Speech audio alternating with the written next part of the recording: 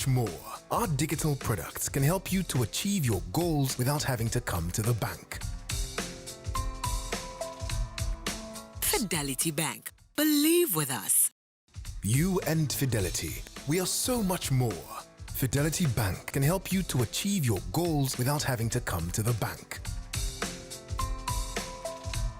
Fidelity Bank. Believe with us. You and Fidelity, because together we are so much more. Our digital products can help you to achieve your goals without having to come to the bank. Fidelity Bank. Believe with us. You and Fidelity, we are so much more. Our digital products can help you to achieve your goals without having to come to the bank. Fidelity Bank. Believe with us.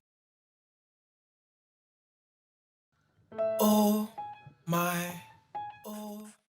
everybody thinks my life just be enjoyment.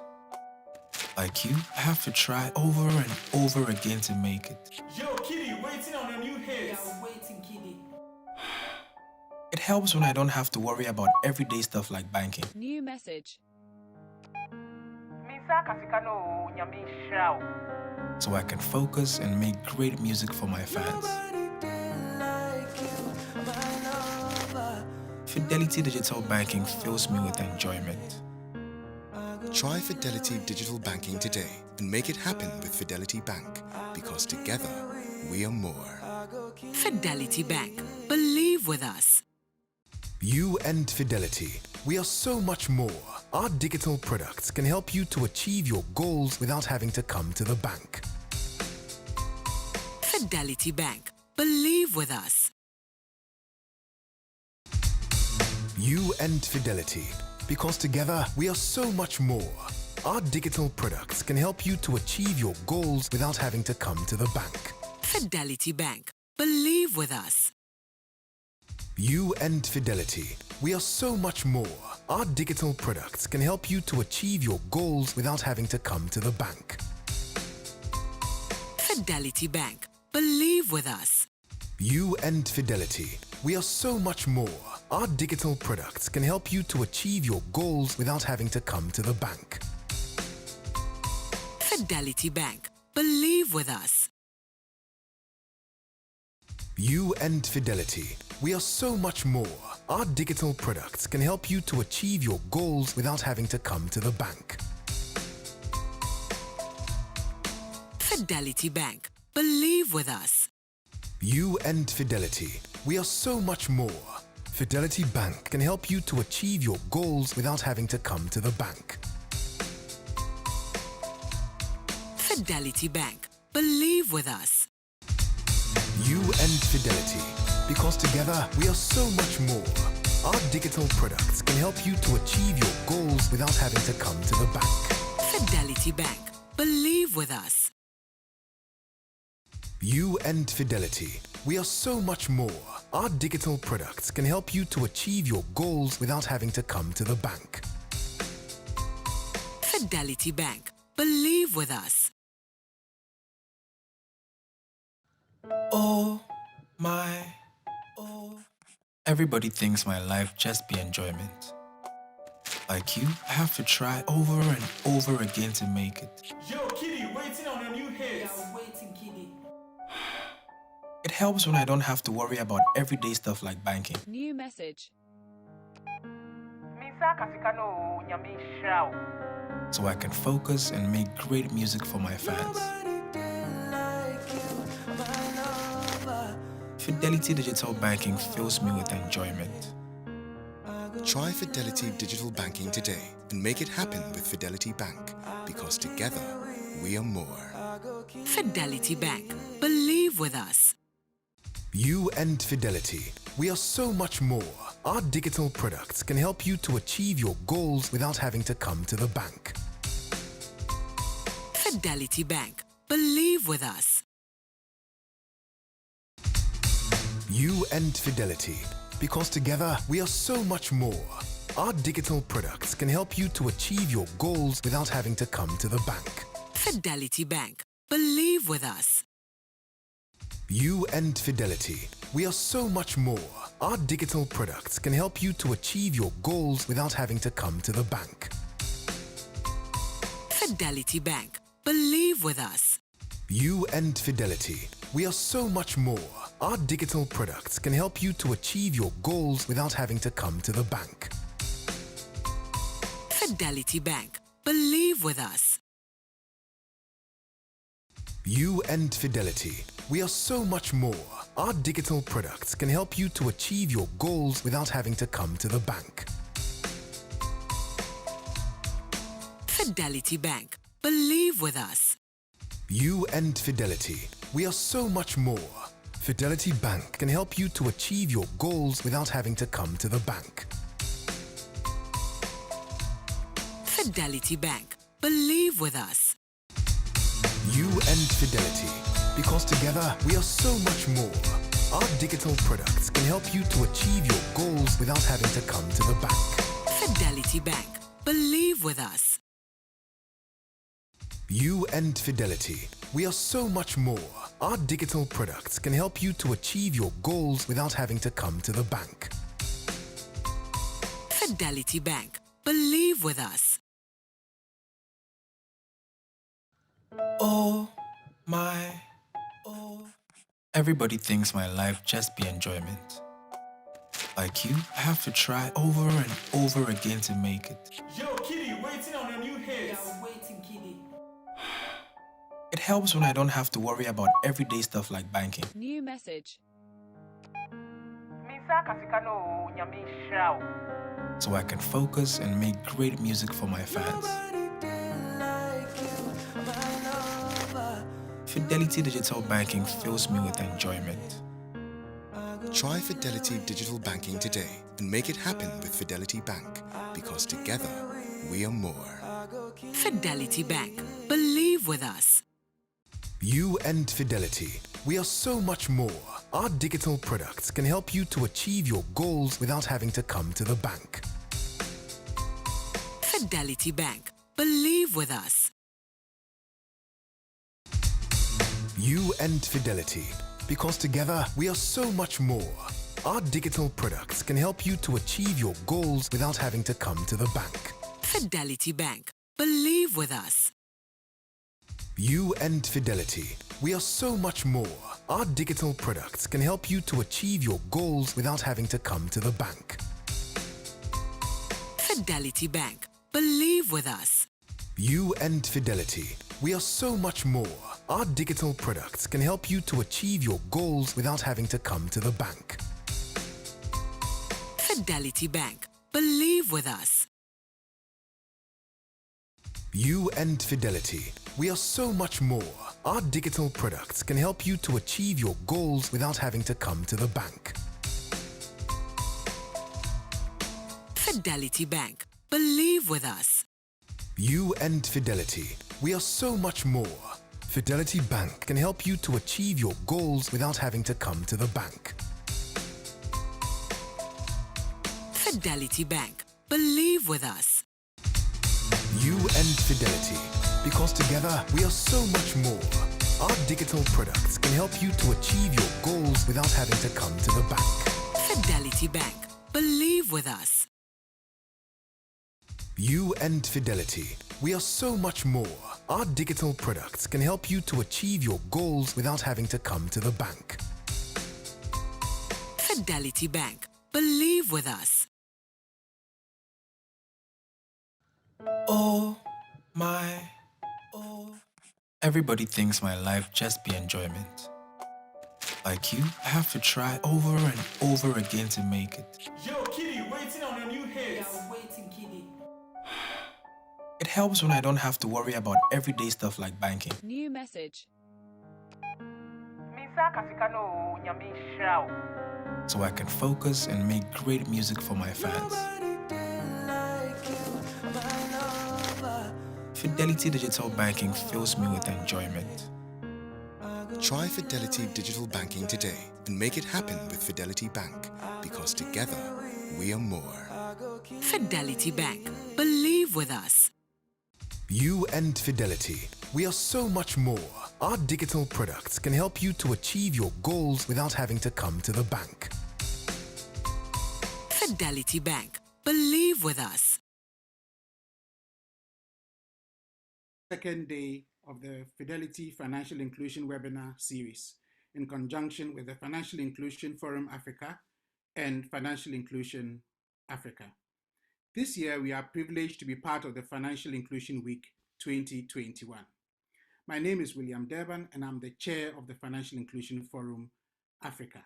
This is a forum, a network of professionals who are passionate about promoting financial inclusion across Africa. I would encourage you to follow us on the social media pages and join us make a difference in Africa. Tomorrow we have another event, and that's our last event, which would be on the e-currency in uncertain times. And this will be done on the Financial Inclusion Week 2021 website. And I would encourage all of you to register on the Financial Inclusion Week 2020 website, and you would find our session there for tomorrow at 8 a.m. Sharp in the morning. So do well to register and attend that. I will now pass you on to our moderator, Fred Asumedu, a fellow director of the Financial Inclusion Forum Africa, to introduce today's exciting session. Thank you. Fred, over to you. Thank you very much, Dr. Durban. It's nice catching up with you again. Good morning, good afternoon, and good evening to our wonderful viewers across the globe. My name is Frederick Asmanu. Fred, I think you're on mute. Sorry. Hello, can I be heard? Can you hear me? Yes. Yes, we can hear you. Oh, yes.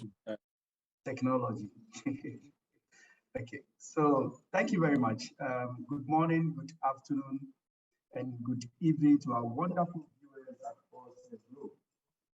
My name is Frederick Asmanu, Director Policy and Regulation at Financial Inclusion Forum Africa. I happen to be privileged today to be the moderator for today's section, following from yesterday's section on building resilient, inclusive financial ecosystem in uncertain times. Interestingly, today, the session will be looking at combating fraud and promoting data protection in inclusive financial ecosystem. This panel section basically will seek also to identify current solutions and policies that are being put in place to ensure that people are financially resilient to cyber risk, as well as to address the issue of data protection and other related issues that will arise in implementing some related policies in the ecosystem, especially the ongoing SIM card registration exercise. Ladies and gentlemen, to help me do justice to our audience at the section today, I have with me Mr. Frimpong, Head of Financial Service, Jumia Ghana, and also General Manager de la Fonds.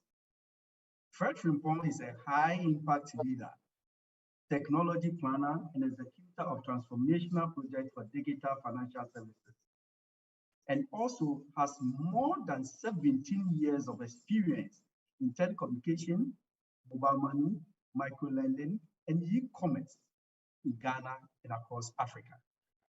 Fred is simply passionate about promoting financial inclusion using technology. Please, ladies and gentlemen, let's welcome Fred. Also, with us is Gordon Tamaklo, Senior Manager, Anti-Money Laundering Compliance and Analytics at Mobile Money Limited, MTN Ghana. Gordon is a mobile financial service professional with over 11 years of experience in the digital financial industry. He worked within the telecom, banking, insurance, and automobile industry. He has worked also in a fairly diverse market in Africa, the South Pacific, and the Caribbean, driving financial inclusion through digital finance. Please, ladies and gentlemen, once again, let's welcome Gordon to the seat. Thank you. Also with us is Yimanoke Gadasu, a consultant at Operating Governance Solution. Emmanuel is an experienced data privacy practitioner, consultant, and information and cybersecurity expert. Emmanuel is a data protection officer for many organizations in Ghana. He's a data privacy practitioner, consultant, and trainer, and indeed a seasoned and a highly motivated corporate trainer with experience in training small and large groups across diverse industries. Emmanuel, you are welcome. Yeah, thank you for having me. Thank you very much. So we will try to begin this section, which will seek to unravel some of these issues concerning mobile money fraud, digital financial challenges, cyber risk here and there. And basically, as I mentioned, we'll try to address issues around combating fraud and promoting data protection, inclusive financial ecosystem. So I'll be directing questions to my panelists today for them to attempt to share some knowledge and experience concerning. Are we ready? Sure. Yes, we are. Thank you very much. So I will begin with Fred Frimpong. Fred, I hope you don't mind if I call you Fred by your first name. That's fine. Thank you very much. So Fred, with all this talk about fraud, mobile fraud in Ghana, digital cyber risk issue, I want to find out from you, and which happens to be most of the concerns or questions around. How much of a problem is fraud within the financial service ecosystem?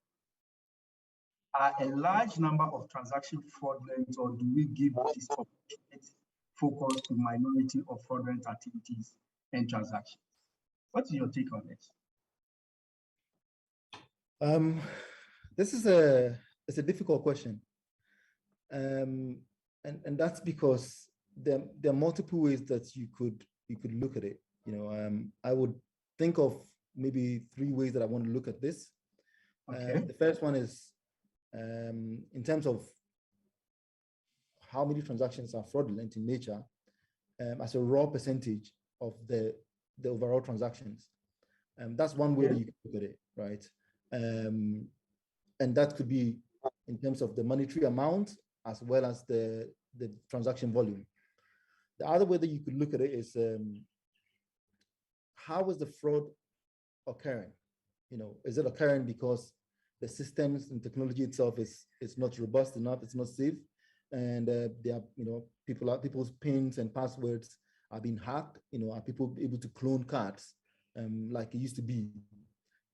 Are the accounts being compromised, or is it being done through some sort of social engineering, right? That's the second way that I'll look at it. Then the final one will be, what is the impact on the people that are victims of these fraud when it does occur?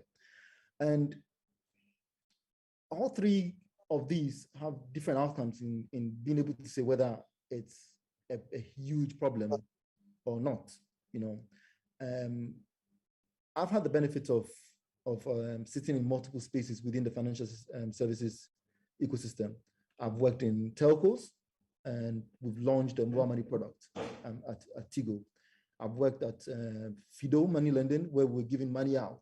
So often the fraud is like, could you as the lender be defrauded, or can somebody take a loan in somebody else's name, right? And then right now I'm working in e-commerce, where the fraud could somebody use somebody else's card or mobile money to purchase something. Now, if you kind of put all of these things together and you start asking the questions, like maybe line by line on the 3 things that I mentioned about the percentage, I would say previously sitting in the telco on running mobile money, and sitting at the Fido, running micro loans, it's just a micro transactions that are involved, that are fraudulent in nature. So you'd say that's not a big deal. That's not such a big deal after all. Now, same way, if you look at the reports that come out of the regulator, the BOG puts out reports regularly, 2020's report that came out, has something along the lines of less than 3,000 transactions for banks and SDIs that are fraudulent. So you would look at that and say, no, this is not really much of a problem. But then when you start looking at the third one, what is the impact on the victims? For somebody that is desperate for a job, right? They don't have a job, they're living with a parent, they're struggling to find a job, and they're told that before you can apply for a job that they've seen online, they have to pay 150 cedis to get a form. And then they send the money and find out that actually it was a fake job, and there's no way they could get their money back. That impact is very high. So for those sort of people, and the same way that somebody whose account has been used to take a loan of 300 cedis, and then they're being chased for a loan that they didn't take because it's maybe their cousin that did it who has their details, or somebody that lives in the same house as them. They don't care about your percentages and the small percentage that you're talking about. The impact on them is very high. And so we need to use the data as well as the perception of how fraudulent the system is to tell the story, right? If we focus only on the numbers and say that we're doing well because the numbers are low as a proportion of overall transactions, we miss the point. We also need to kind of focus on the perception, and the perception of fraud alone is enough to stop people from engaging in this ecosystem, which is designed at the base to help them. And so it's good that the numbers are small, right? It's good that the numbers are low, but we need to work on the perception. We need to work on people feeling comfortable that even if they are defrauded, that doesn't end there, that it's possible that they get their money back, that they can trust the system. And that would be my submission on that. Thank you, Fred. So the bottom line, what I'm getting here is the fact that even though the proportion is low, the perception is high. It's likely to affect uptake of mobile financial services. That's right? Definitely. Thank you. So, Emmanuel, I'll come to you quickly because one of the widely believed around on the SIM card registration, for example, is the fact that it will minimize Momo fraud and support financial inclusion across the vulnerable sectors. But the question that is coming here, however, has to do, and the concern is that will my information being gathered by the National Identification Authority, etc., will it be kept safe?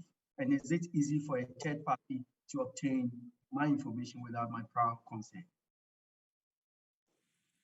Can you help us here?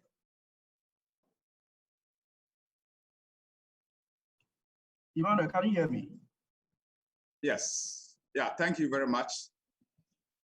Yes, there's a wide expectation, or there's a greater expectation that the SIM card registration will minimize Momo fraud. However, the Momo or the SIM card registration in itself alone would not be able to minimize Momo or other digital transactional fraud. To me, I see that parts of the process, or it has come to augment other processes to fight digital crime or Momo fraud. Now, let me come to my substantive question. Like, will my information be kept safely?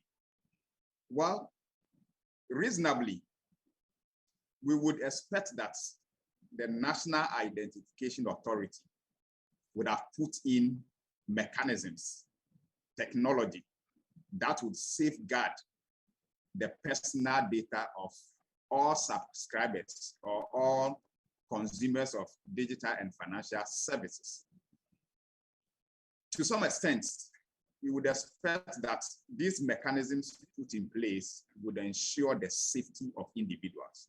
However, the Act 843 mandates or places obligations on these institutions, which the NIA is part of, and also all the other digital financial service providers, so MTN, Vodafone, Airtel, Tigo, on all the other ones, they are all part of it. The Act requires them to put in place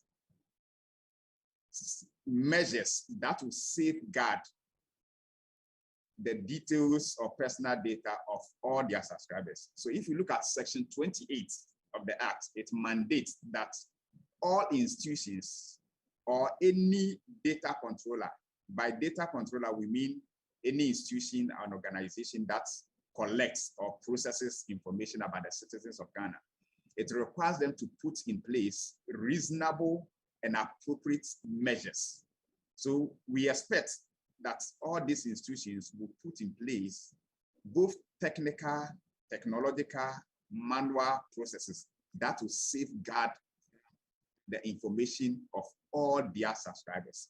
So, well, based on the law, because the law requires them to do so, and additionally, the Bank of Ghana also have in place some regulations that requires these institutions to put in place mechanisms that will protect individuals or subscribers.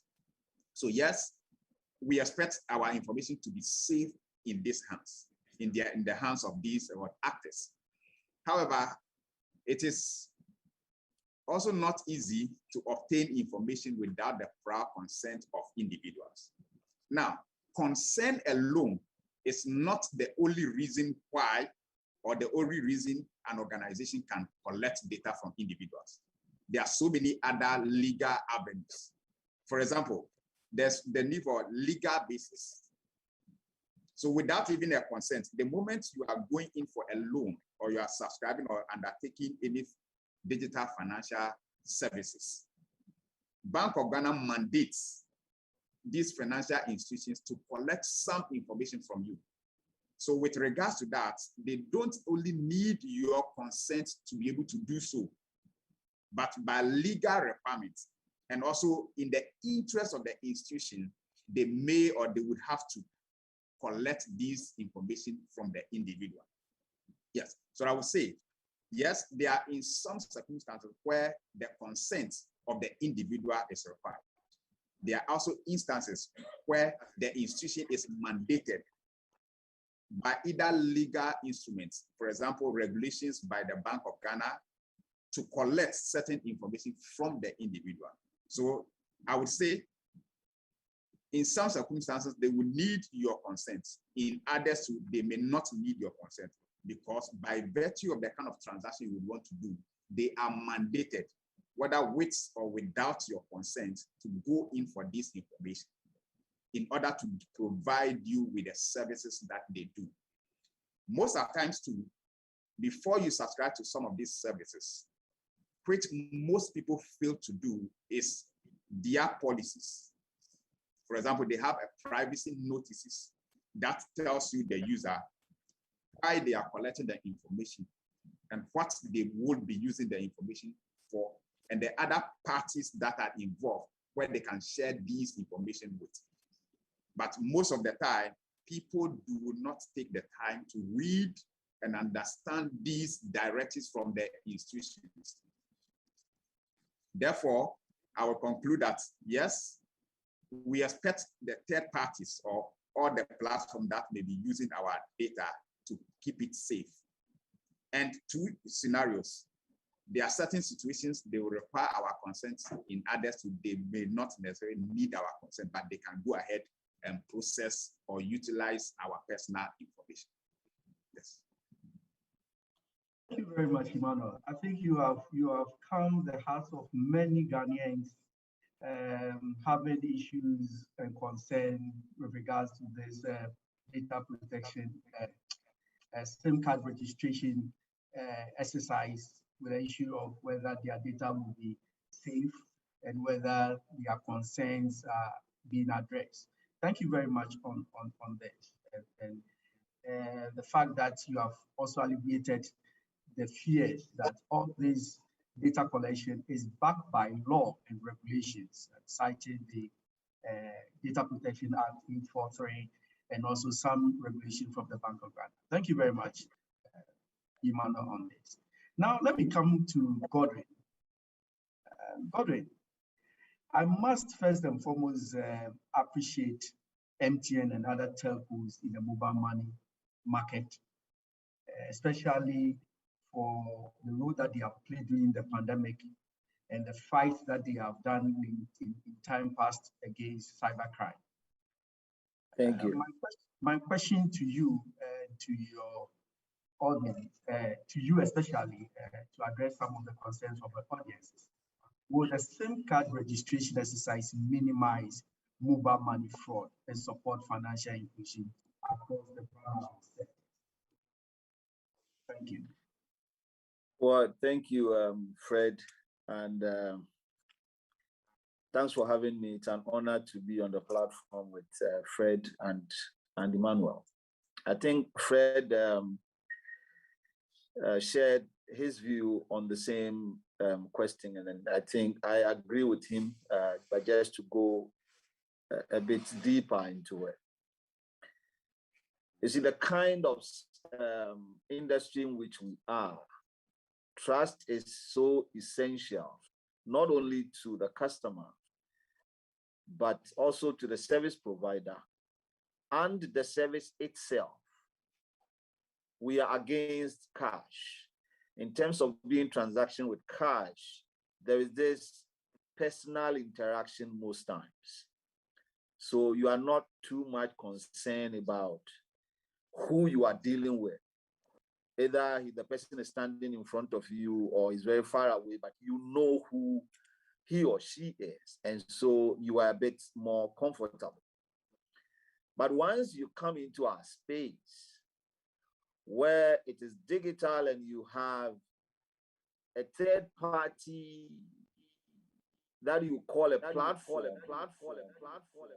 between one party doing a transaction and the other party, then the issue of trust becomes very essential. How do you address the issue of trust? So any initiative at all that seeks to enhance the authenticity of the people involved in a particular transaction and also make it more efficient, to identify who you are dealing with whilst you provide digital financial services, it's a very good initiative. Now, if you situate this in the context of whether it will minimize fraud, then it's another question altogether. In the sense that managing fraud have to be different facets of initiative coming together at the same time. You are looking at preventive initiatives, detective initiative, and corrective initiatives. So all of them, putting them together and then working towards one particular goal in reducing or managing fraud issues that you have. So one particular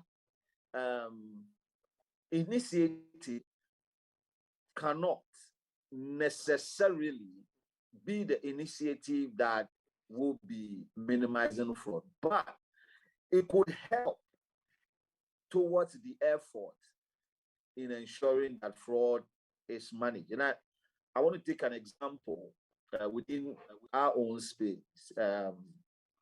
In April of this year, we introduced the ID for Cash Out initiative. But at the back end, there were some other initiatives that were also going hand in hand with the ID for Cash Out, i.e., we were blocking the IMEI numbers of phones that we detect that are being used for fraudulent transactions or initiated any fraud attack against any of our customers. And then there were also some education and awareness initiative ongoing, trying to prep the customer to be aware of what is going on. So all these initiatives coming together we just saw issues of fraud complaints and stuff dropping about 68% from March, April, and then it kept dropping till this current month.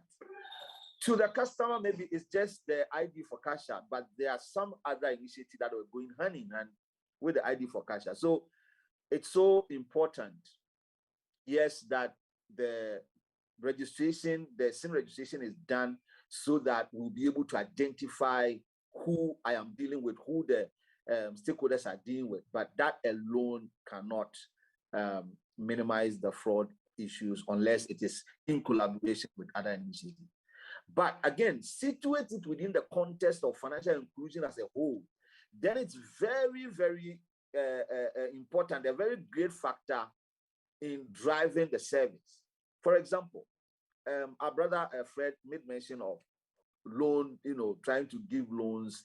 And if you look at all the primary services, the new services that we call, in our parlance, we call it the advanced services that we are bringing.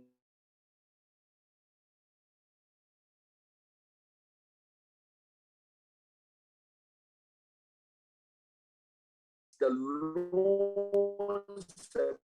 So I think we are having challenges with that are final cash. I think we are having challenges with audio. Sorry, viewers. Once we are waiting for them to come back online. Sorry. Go ahead. Are you okay?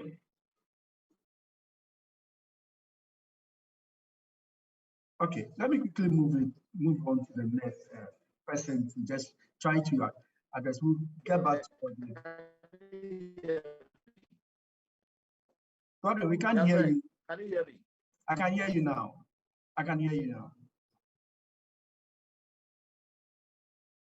Gordon, can we move to the next person once you sort out and come back to us, please?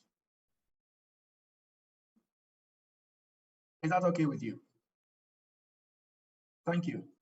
So, Mr. Emmanuel, just a follow-up question to your earlier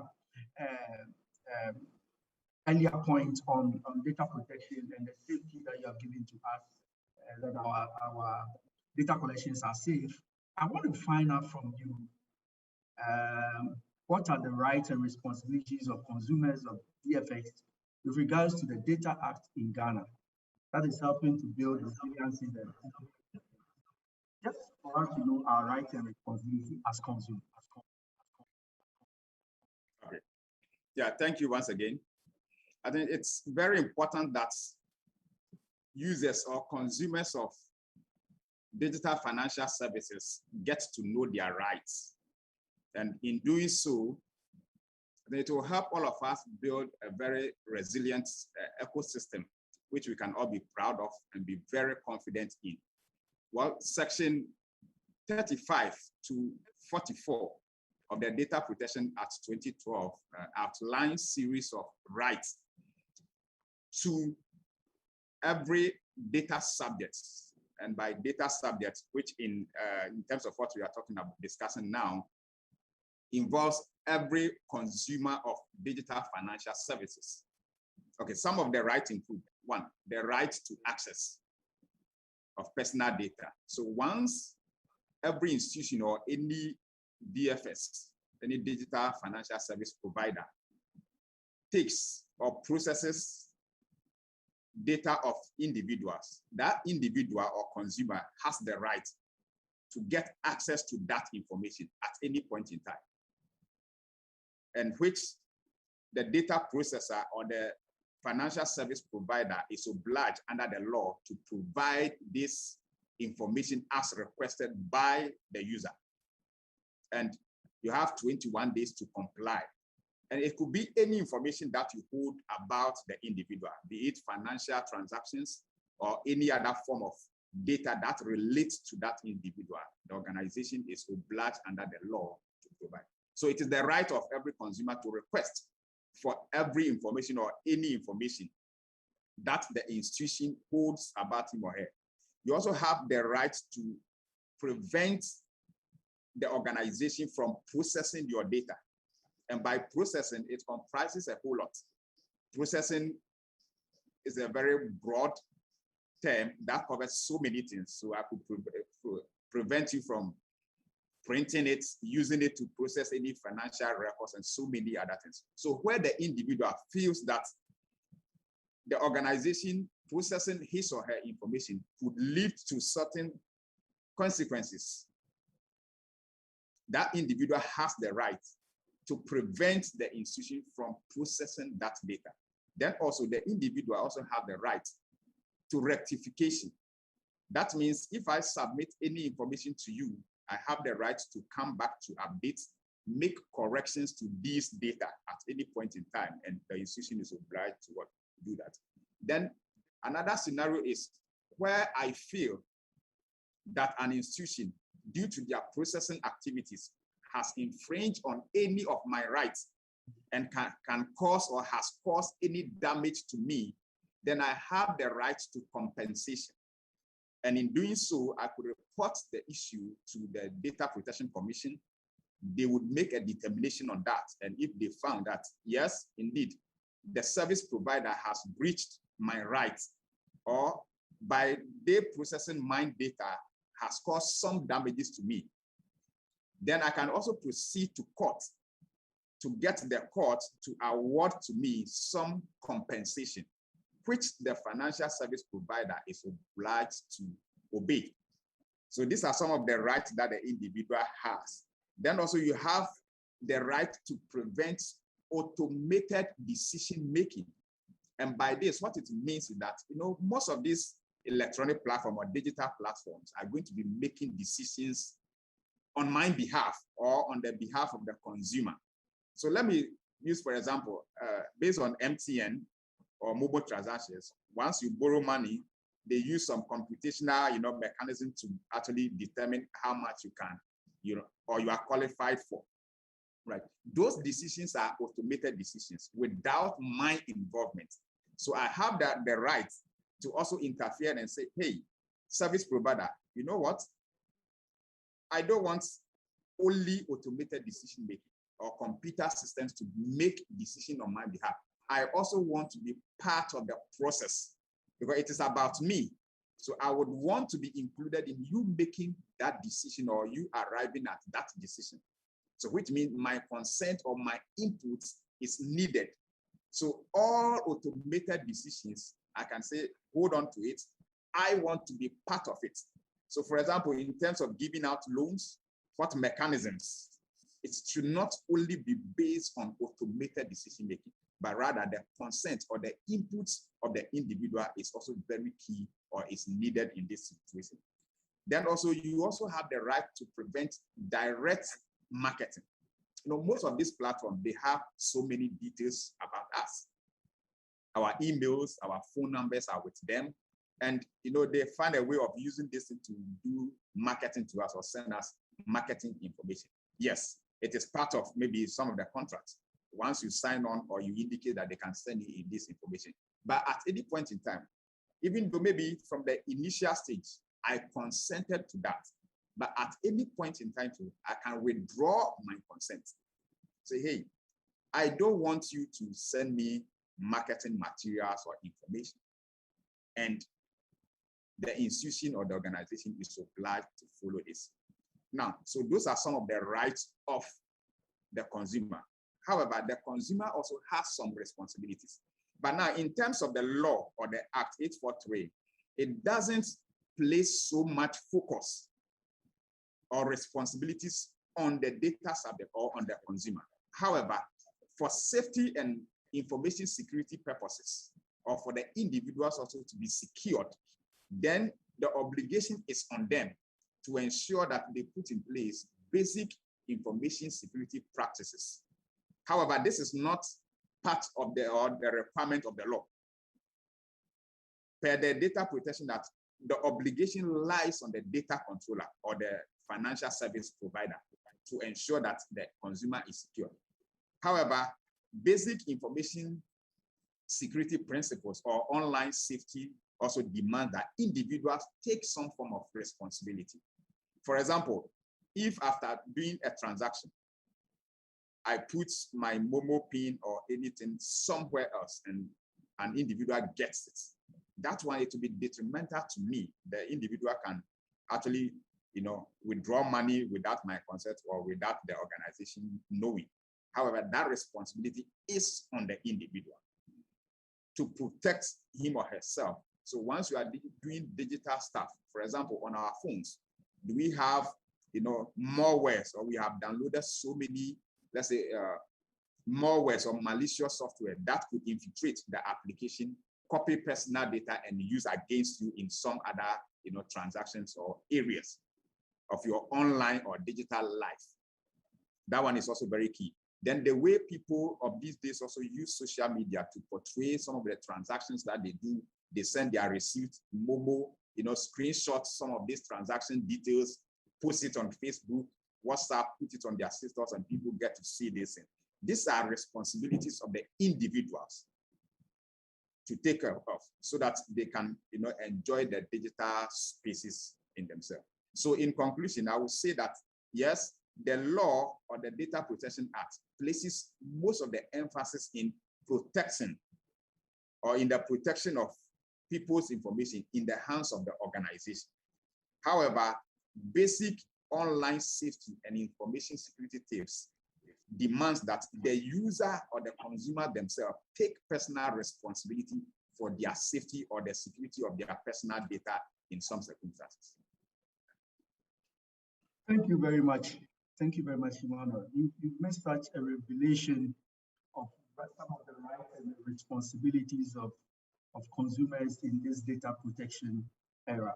However, my issue has to do with to what extent do consumers of data services know about their rights and responsibility.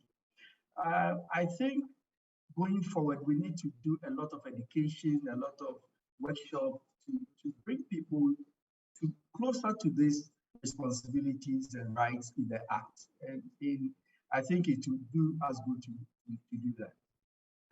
Thank you very much, Manuel, for this. And I'll quickly go to Fred. To help us appreciate some concern as to whether the work that the major DFX market players are doing in Ghana is enough to deter fraudulent activities or the perception of fraud, as is mentioned earlier on? Or do we think that there is more work to be done? Fred.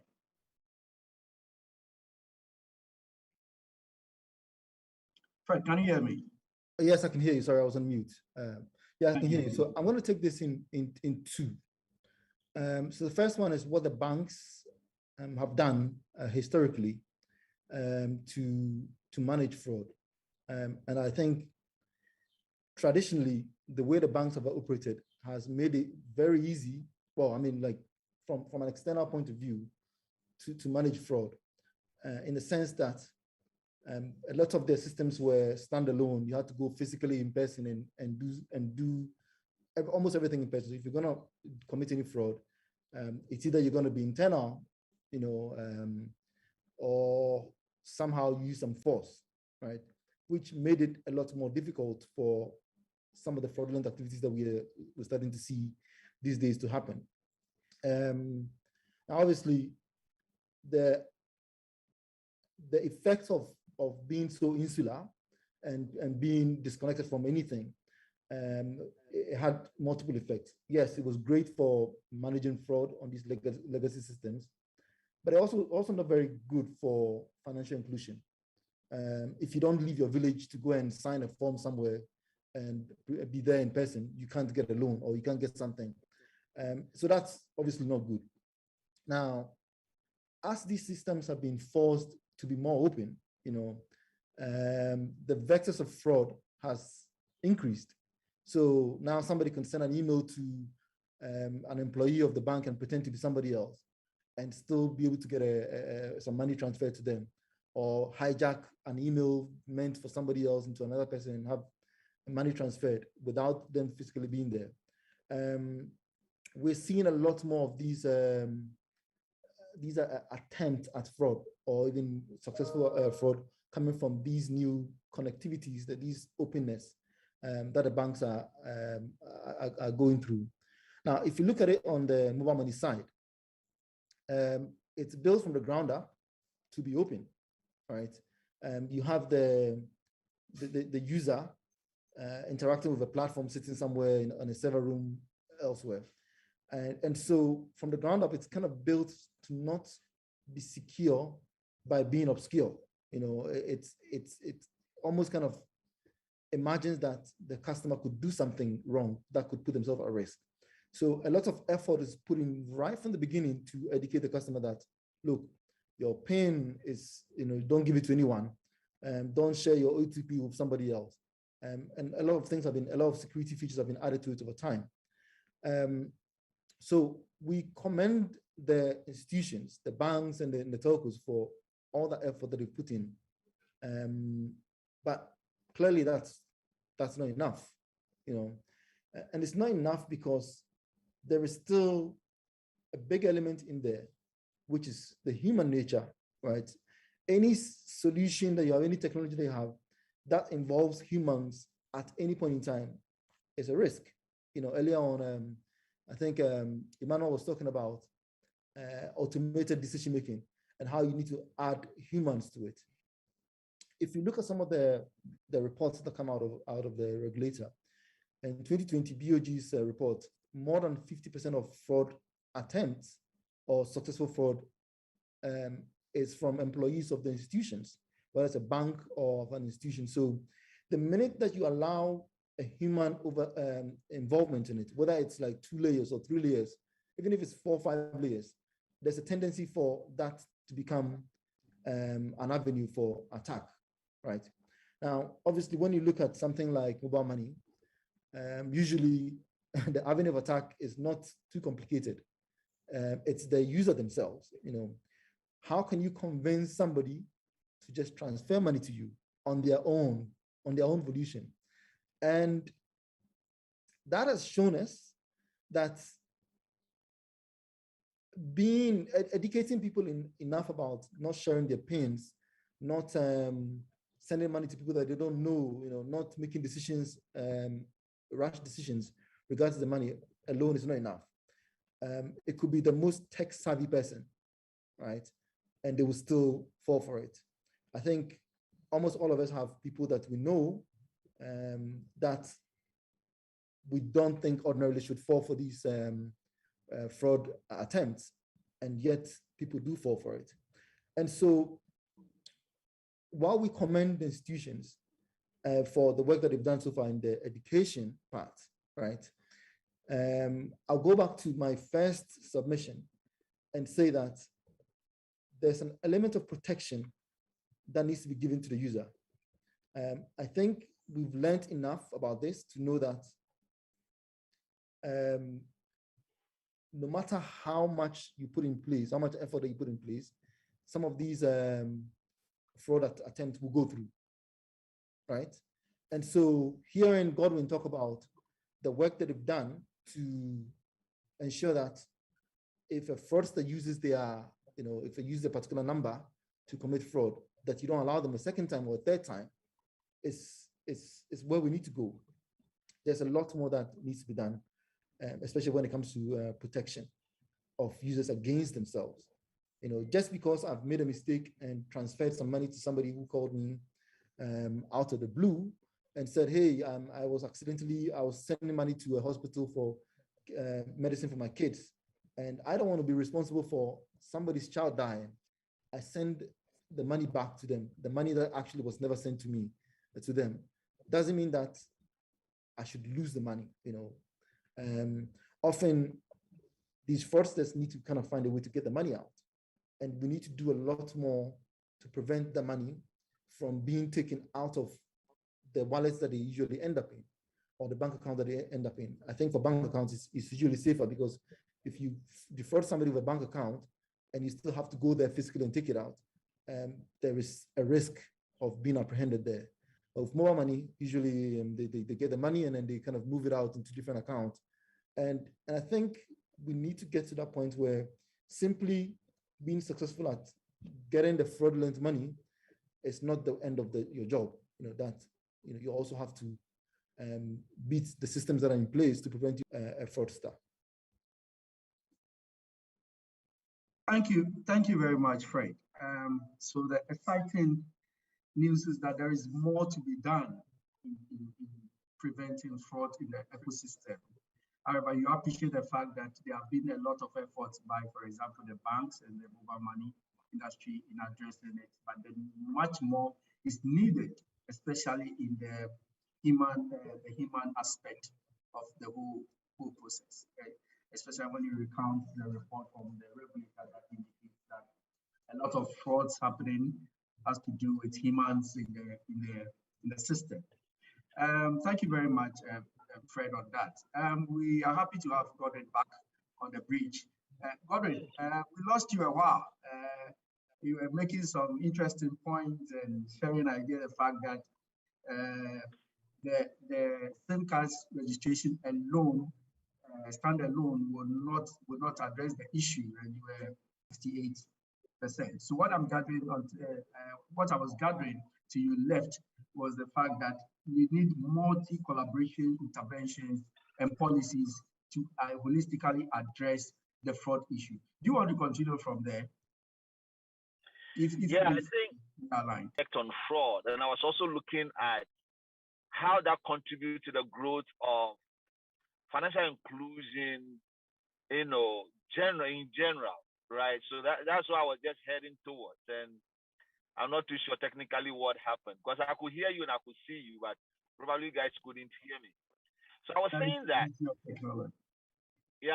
I was saying that, so within the context of that Fred had mentioned earlier, that, for example, they are, giving out loans, and it is important. And from where I sit, the banks, for example, who support our nano and mini micro loan services, always expect that we have some appreciable level of information from the customers that they are, sending those loans to.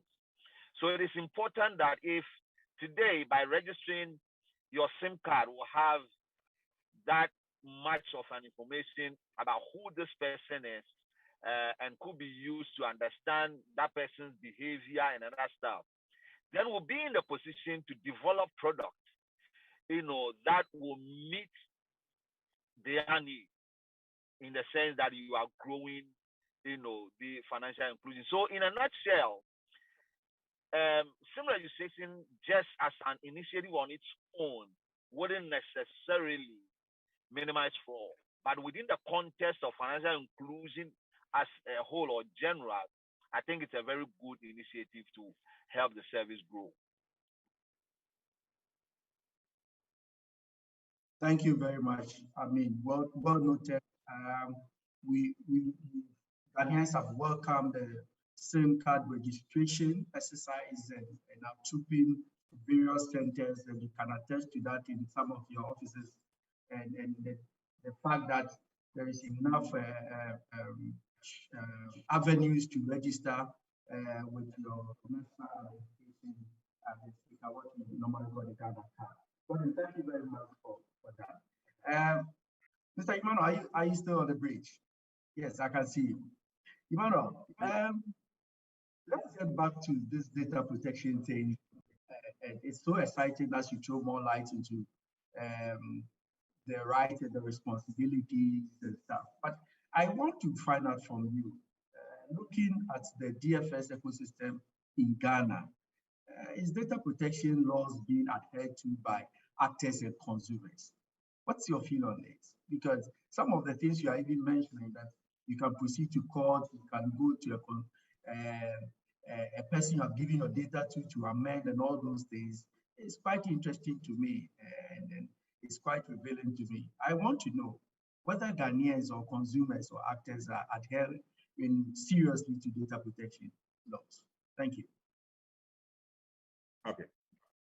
Well, I think from the facts on the ground, the Data Protection Commission itself has done a lot of education and has followed up on institutions that have refused to actually register. I think beginning of this year, they gave, I think, an ultimatum for people to register, and up to March, they did a lot of, I think, free this, and if you register with it, then they will clear all your debts or all the other financial issues that were related. So they gave considerable time for institutions. But one good thing is that the Bank of Ghana and the Data Protection Commission, they have teamed up to actually ensure that organizations are held accountable. Right now, as we speak, without registration certificate from the Data Protection Commission, there's no way any institution is going to get license from the BOD to operate any financial related services in Ghana. Wow. Then that has been as a result of the collaboration between the Data Protection Commission and the Bank of Ghana. So no institution. So in doing so, they have actually ensured that all the actors, by this I mean all the players, the organizations or institutions offering the services, go through that process to ensure that they have put in place adequate measures and safeguard methods that could guarantee that all consumers' data or information will be secured. I'm saying so because you can comply to all the regulations and have all the tools, technology in place. That still does not guarantee absolute security. However, it only offers the assurance that yes, to some extent, we are protected. So there's still protection. Data protection is an ongoing, activity or process that must be done always. So yes, I can say to some level, because of the mechanism or the regulation and the compliance, the monitoring, which is being done, then to some extent, we can say that our DFS ecosystem in Ghana, they are adhering to the data protection laws. Then, but for consumers like us, the ordinary people that are using this service, I think much of those things comes to the personal awareness and the personal responsibility by these individuals. So until we take the personal responsibility to ensuring that our usage or all the processes and things that we do, our digital lifestyle, we keep it secured, or we try to, make it confidential so that unauthorized people do not have access to our information is very, very vital. Like Fred said, you can have a very robust, secured system, but because of the human factor. So if, for example, the financial institutions, they put in place all the mechanisms. However, any security lapse from the user or the consumer can still lead to, fraudulent activities occurring on their accounts. And with that, the systems in place cannot do anything about it. So the education and the personal responsibility and involvement of the consumers is very, very key so that they can protect their accounts and their transactions from unauthorized people. So yes, we have the laws, the necessary institutions. So for example, the Data Protection Commission, the Bank of Ghana, and now the newly formed Cyber Security Authority, they are all there. The cyber crime unit of the CID department of the Ghana Police Service, and even the military also have a cyber security, units that are all helping to ensure that the institutions within the borders of Ghana are secured. However, the individuals must also take personal responsibility. If you look at the digital footprint of most people, it is not the best. By digital footprints, I mean all the activities that people do online and the kind of information they leave out there. It exposes the individual to so many avenues where unauthorized people or hackers or criminals or fraudsters can use to perform transactions on their behalf and outwit any being adhered to because of the mechanism. So for example, like I'm saying, no financial institution in Ghana today can go ahead and get a BOD license to operate any form of financial services without a registration certificate from the Data Protection Commission.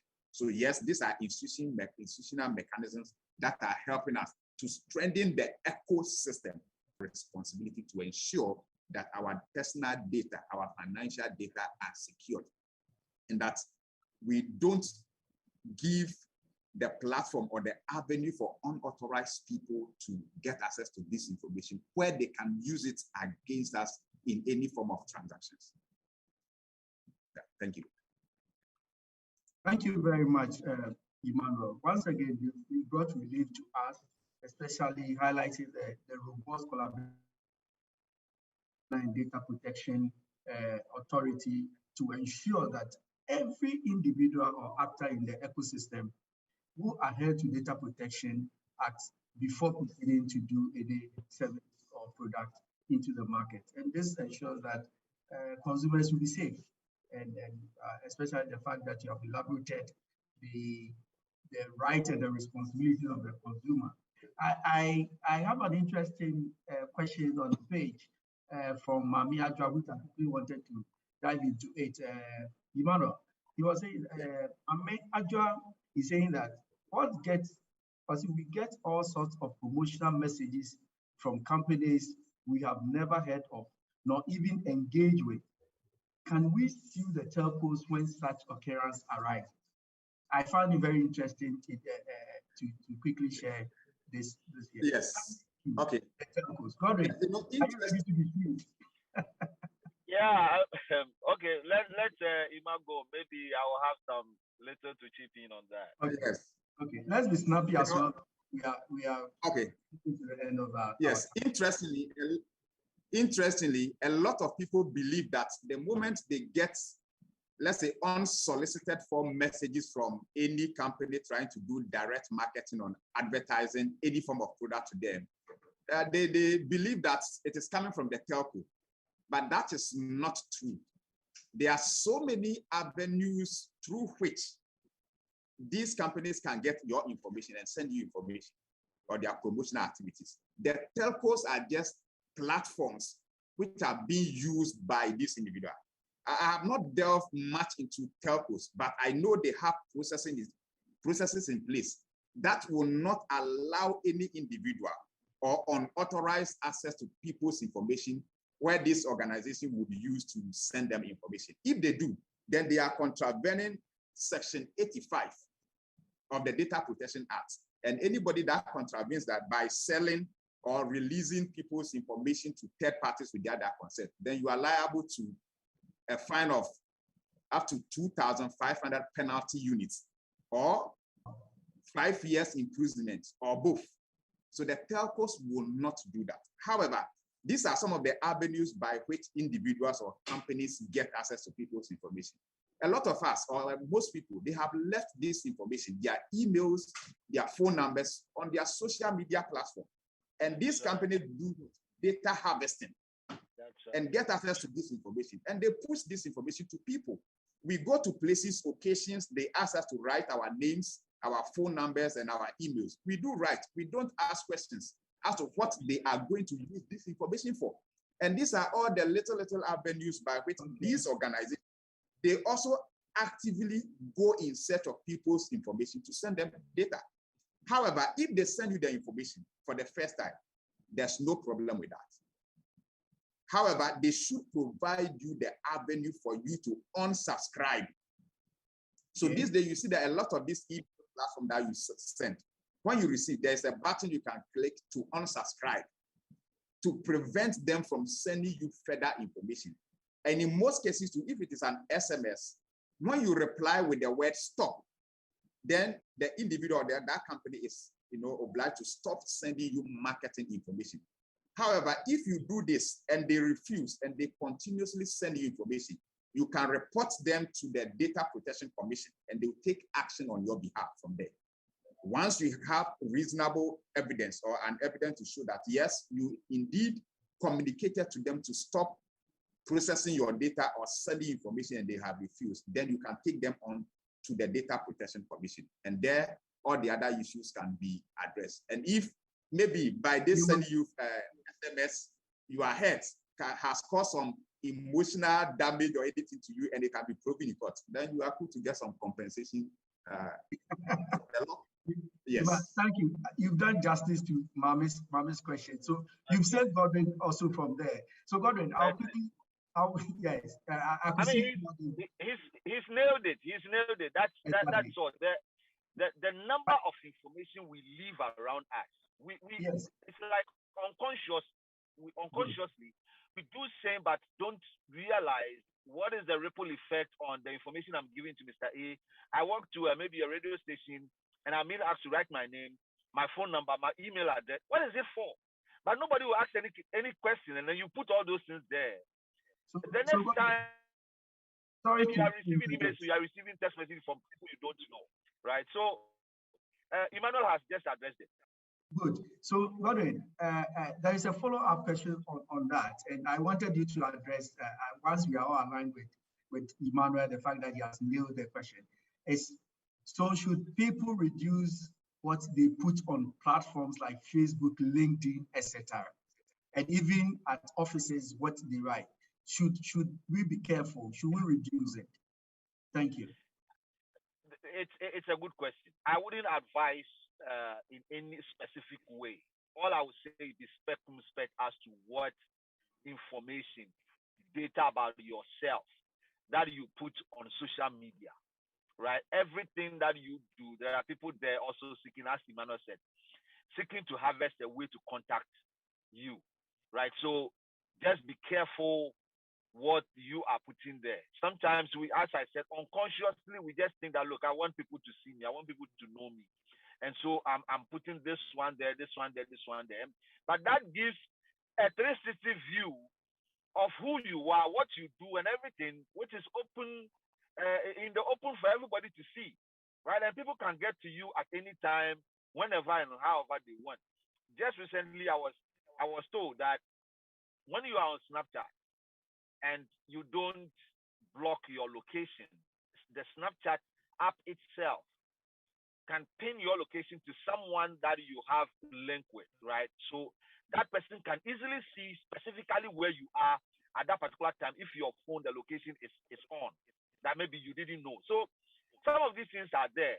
When you are on social media, just be circumspect about what you put there. In the same way, when you are walking to an institution, you are going today, we go to church, we go to the mosque. Because of the COVID stuff, we are being asked to write our names and phone numbers. Are we sure that our churches are taking good care of this information that we are giving them day in, day out? All these things are questions that are there for us to ask, but we just give it out and we walk away without really knowing. So let's just be careful the extent to which we give information about ourselves out. Yeah. So thank you, Godwin. So it's in line with the question Odeshimba Isaac is also asking, and which you have addressed it in all these cybersecurity issues and all those things. He was asking, can you please advise us on some of the things that we are not supposed to do? And you rightly have indicated the fact that we need to be careful, we need to be circumspect in giving our data wherever we are. And thank you, Godwin, and thank you, the team. In trying to wrap up, I want to ask Fred. He has been silent a bit because he's enjoying the conversation just as I am. Fred, looking into the future, what role could regulators and policymakers play in improving the resilience of financial ecosystem in uncertain times? Okay. So where do we go in the future? Now, before I jump into this question, I'd like to comment on the previous action, the previous question, and the recommendations. I saw that a lot of the onus is put on the public, the consumer, to be circumspect about where they put their number, what they do with the number. But at the end of the day, the telcos are the gatekeepers, right?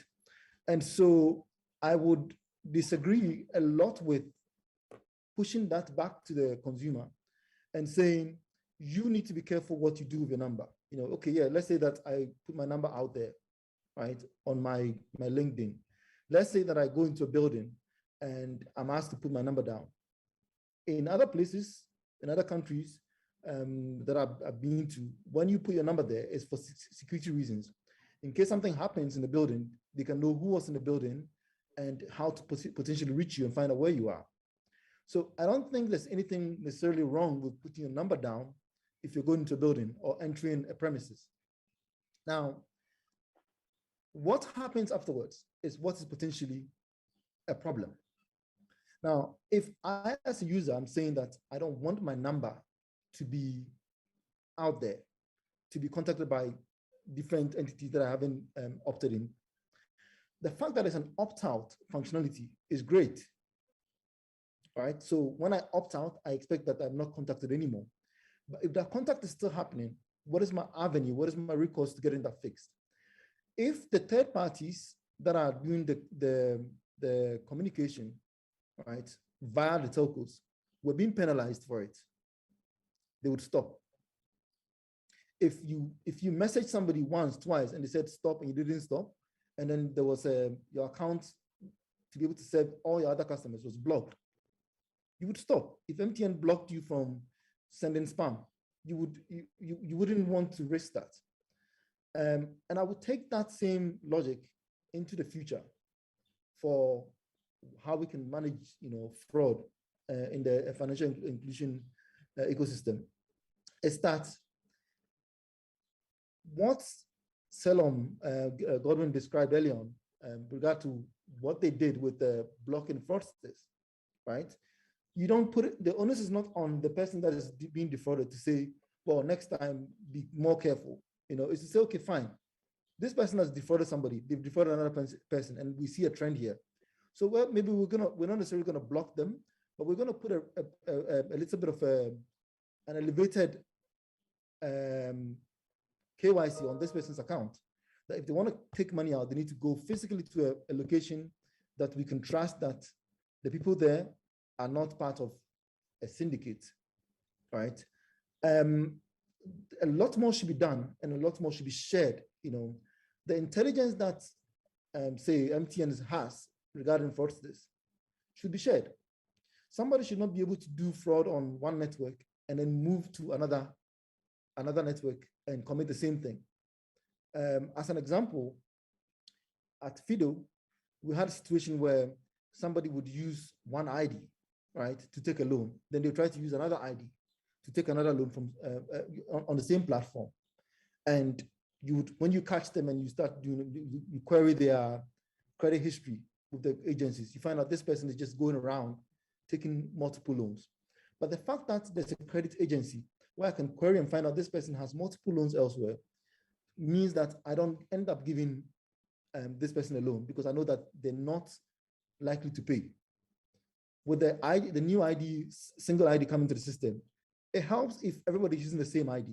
They don't have to query multiple systems. In the end, at Fido, what we had to do was to build a system that tried to tie all these IDs together to try and see whether it might be the same person trying to do something similar, using similar names, similar dates of birth to apply. Unfortunately, we couldn't share that data with anybody else, right? All we had to do was kind of report to the credit agency that this person has taken a loan with us. If you were rejected, we couldn't share that information. We only shared the people that took a loan. So I think that in terms of what we do in future for fraud, it should be more collaborative. If there's evidence about somebody committing crime with a particular ID, right, or being involved in a chain of fraud, that information should be reported, maybe with a level of how involved are they? Is that where the money was cashed out? Is it the agent that was involved in the transaction? If all of that were in place and the user didn't have to think about it themselves, right, it might go a long way to improving that perception. At least knowing that even if they try to send money to somebody who's flagged, for potential fraud, that the money might come back to them or that the person cannot take the money out.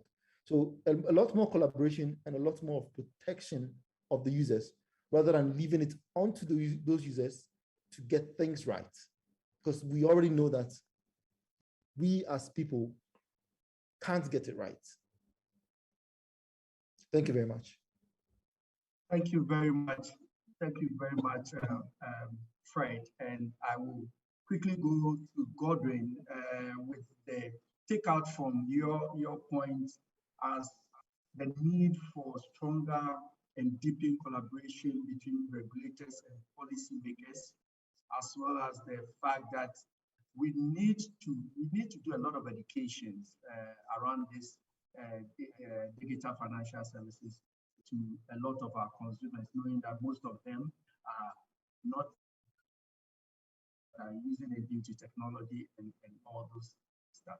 Thank you very much. Godwin, going forward, from your perspective as an industry player and as an expert as well, what do you think policies and regulation needs to drive for us to have that resilience and robust ecosystem?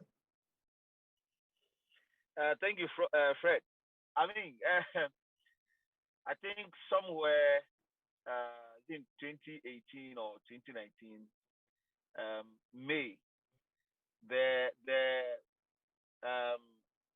Minister of Finance and I think the governor launched some 3 different but very important stuff within the digital financial space.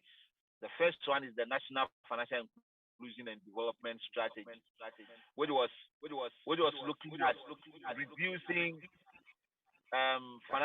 increasing financial inclusion from 58 to 85% by the year 2023, right? And that was done in collaboration with the World Bank. And then there was another policy, that is the Digital Financial Service Policy, I think, which was also something that was also a document focusing on a robust economy to create opportunities within the financial sector for people.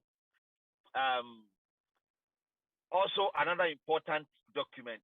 Then the last one, and that was done in collaboration with SIGA, right?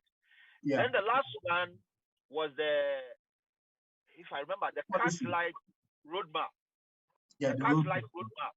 Very good. And that breaks down the various steps the regulator want to take into the future, creating a very conducive environment for the mobile financial services or digital financial services into the future to grow. Okay.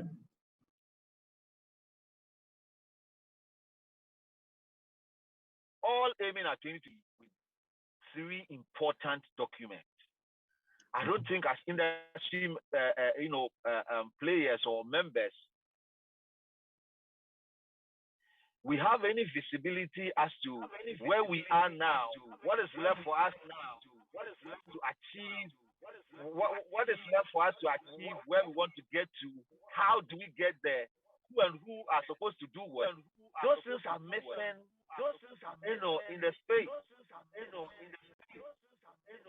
And I'm thinking that if we can get back to these documents, and then ensuring that those who are supposed to play certain roles are playing them. And we are very accountable as in ensuring reports are coming in and industry players know where we are and where we are going. I believe that will help, right? Consumer protection, ending it, consumer protection. As we grow, for we, the service providers, we always want to wow our customers, right? But how are they protected within? Because at the end of the day, they are the target market. When they feel okay, when they try the service, that is when they will come on board for you to say your service is growing. But if there is anything that makes them feel some way and they don't charge the service, then you will not see them coming on board, and that affects the growth of the service. So consumer protection as we grow is very important, that I think that the regulator can look at it. But most importantly, the national strategy, the national policy, and the roadmap, we need to visit these documents. Thank you very much, Godwin. You've hit the nail right on the head. And as you mentioned, the fact that we need to track these policies, these 3 strong policies, we need to track them monitor and evaluate it to see where we are, looking at the targets we have set for ourselves 2023. Ladies and gentlemen, as our viewers and our panelists, all too soon we have come close to the end of the section where we proceeded about 10-15 minutes of I want to thank everybody and also welcome the bridge for a word or two. Thank you very much, Fred. Thank you very much, Godwin. Thank you very much, Emmanuel. You have made this section a very beautiful one. And our viewers, thank you very much. Doug, please. Thank you very much, Fred. You and I need to take personal responsibility for our own data. And the gatekeepers, such as the tech providers who collect our data, have a duty to protect our data. And in all this, collaboration is key. Thank you very much, Fred, Godwin, and Emmanuel, and also Fred for moderating this event for us. We've learned a lot. I have learned a lot. And I know that we will take our data very seriously, and we will be very mindful of fraud. So thank you very much.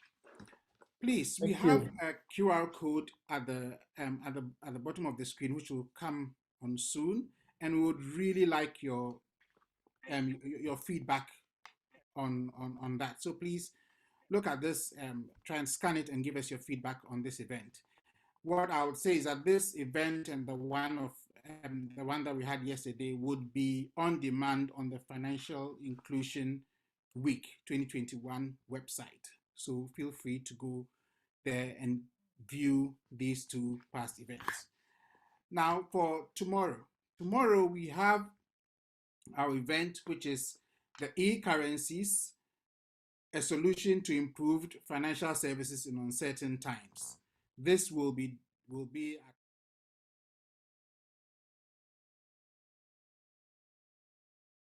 20 website.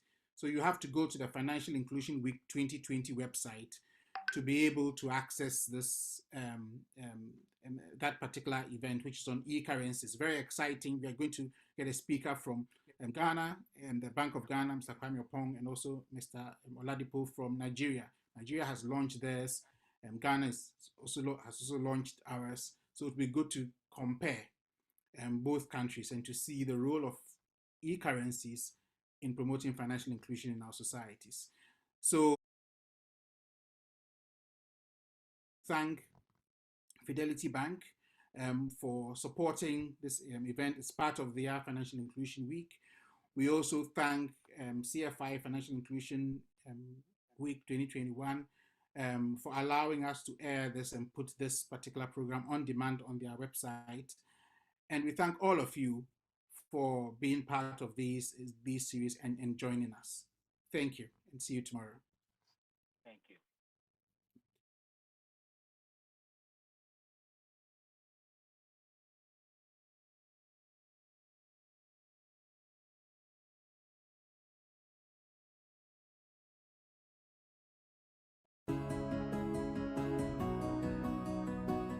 Wahala no day. Opening a Fidelity Smart account is easy. Let me show you how. Dial *776# and wait for a prompt. Select option 2 to proceed. Select ID type from the options available. Enter your ID number and click on the send button. Input your date of birth, click on the send button and wait for the next prompt. Confirm your information displayed and input the initial amount to be transferred from your mobile money wallet. You and Fidelity, because together we are so much more. Approve the Products transaction. can help you to achieve your goals without having to come to the bank. Fidelity Bank. Believe with us. You and Fidelity, we are so much more. Our digital products can help you to achieve your goals without having to come to the bank. Fidelity Bank. Believe with us. You and Fidelity, we are so much more. Our digital products can help you to achieve your goals without having to come to the bank. Fidelity Bank. Believe with us.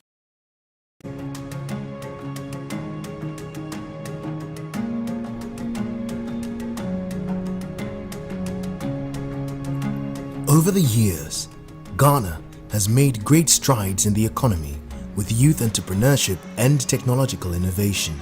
The push for digitization of the economy is also in keeping pace with the rest of the world. It is no wonder that in 2019, the World Bank adjudged Ghana as the fastest growing mobile money market in Africa. However, Ghana risks a slowdown in growth if the numbers of the unbanked or underbanked remain at current levels. The government aims to reach 85% financial inclusion by 2023, catching up with success stories like Rwanda, where more than 9 in 10 of their citizens have access to formal and informal financial services. When Fidelity Bank rolled out a system in 2013 where anyone could perform basic banking duties at the community pharmacy, supermarket, or barbershop, it was not just the beginning of the process to bring banking to the doorsteps of the unbanked and underbanked, but it was also the realization of the bank's commitment to championing financial inclusion. For a country where roughly 70% of the adult population is outside the formal banking sector, financial inclusion remains at the heart of the bank's vision. Indeed, Fidelity Bank has played a large part in advancing financial inclusion nationwide and across economic sectors. As the largest privately owned Ghanaian bank, Fidelity Bank has made a mark on Ghanaians overcoming 2 of the greatest barriers to financial inclusion: physical access and mindset change. Globally, there's a lot of evidence that financial inclusion, which means access to financial products, meaning access to a bank account, access to loans, access to insurance products, access to any form of financial product, savings accounts, helps alleviate poverty. People who drop out of school are likely to come from poor homes, who are likely to come from backgrounds where they don't have access to financial services. So there's a whole global movement to promote financial inclusion. And when we began the bank in about 2006, less than 25% of Ghanaians had access to financial products and services, had a bank account, could access a loan product and other financial products. So we took this on as an important objective of the bank, being the largest Ghanaian bank, to make Ghana more financially inclusive. When we set out to create Fidelity Bank, our vision was to create a world-class Ghanaian bank. And the purpose of that world-class Ghanaian bank was to contribute significantly towards socio-economic development in Ghana. So that was the why. That was why we woke up to go to work. And we identified a number of areas where we could intervene in this socio-economic development. One was financial inclusion. The next pillar was supporting SMEs, small and medium-scale enterprises. The next pillar was to contribute towards the infrastructure deficit. We have financed 5 out of the last 10 power projects in Ghana. This includes Athol Energy, it includes Gensa Power, it includes the Pony Thermal Power Plant, and also includes the GCAD Senate Power Plant in Tema. In addition to power, we've been involved in housing. We finance Manette Village, Manette Cottage, we finance Villaggio Vista, and we've supported a lot of Ghanaians with mortgages. By contributing with these initiatives, we're really helping to solve socio-economic challenges and development challenges of Ghana. With the establishment of Fidelity's Inclusive Banking Department, whose mandate is to drive the bank's financial inclusion agenda, Fidelity Bank was stating its intent to bring aboard those who were either skeptical of the banking system or were simply used to functioning outside of the banking system. Digitization and technology has helped the bank leapfrog some of the obvious barriers with regards to driving financial inclusion. Some of these barriers are cost to serve and cost to acquire. By leveraging on the increased penetration of mobile phones, we've been able to deliver platforms that enable us to do these 2 things seamlessly and enhance the engagement levels with that target group. In 2017, Software Group, a global technology company specializing in digitalization and integration solutions for financial service providers, seamlessly migrated Fidelity's inclusive banking customers and agents onto Fidelity Bank's core banking system. Transactions, agent management, and administration were then fused together and hosted on the Agent Management System (AMS) that Software Group developed. Since the founding of Software Group over a decade ago, critical to our mission and our vision is the acceleration of digital technologies that will advance financial inclusion and inclusive banking. So for us, it was a really excellent fit, and we were really excited to get on board. Agency in particular is something that is really core to our expertise. So yeah, it was a perfect match. Markets are things that change really fast. And I think Ghana in particular is a very dynamic market, especially in the digital field. There's a lot of innovation and there's a lot of players and stakeholders in the market. So, a scope that you may consider in 2017 when we first started, may need changes along the way and continuous improvements to keep up with the market and stay ahead of the market. Some of the challenges were, we can't just look at this as something that starts here and ends here.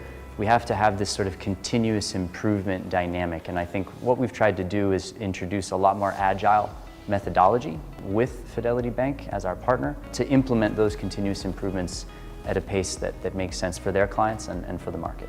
The digital banking platform is really the innovation. On one side of the spectrum, you have a feature phone user who is completely unbanked. In the middle of the spectrum, you have a feature phone user who maybe has a mobile banking account but nothing else. They're sort of semi-banked. And you also have smartphone users who have everything at the touch of their, at the tips of their fingers. Agency is actually a solution where all of them share common ground. They can all interact with an individual, but those touch points can be spread dramatically.